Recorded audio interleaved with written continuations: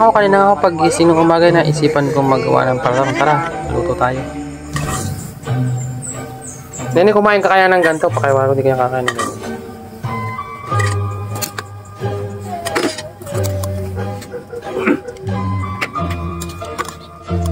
Nene, nandito na yung maliit mo. Yung bilog, oh. Naluto na din. Ito yung maliit mo, yung bilog, oh. Yun, nagawa siya ng bilog. Siyempre, nakikigaw ko naman ang batang makulit. Oh. Ano yung niluluto mo? Anong tawag? Ah, hindi ko alam.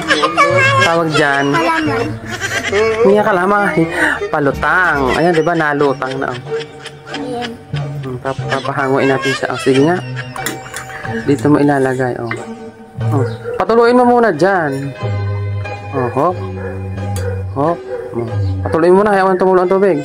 Ayaw tumulo. Itapat mo niya para tumulo. Pagpunta dito para wala nang tulo. Mamaya kakainin na natin to. Oh, dali. Oh. Marami pa dyan. Mamaya na.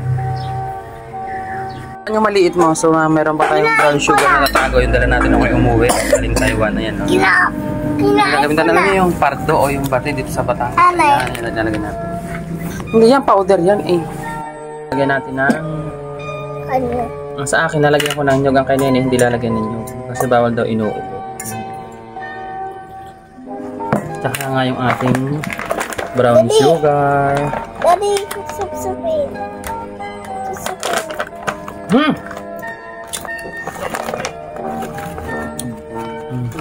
Ayan, ang buo.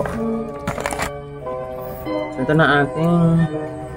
Ayan. Daddy, lagay mo nga din ng akin dito. Kanya, wala nang nyog kasi inuubo. Makulit kasi ligo ng ligo sa unan.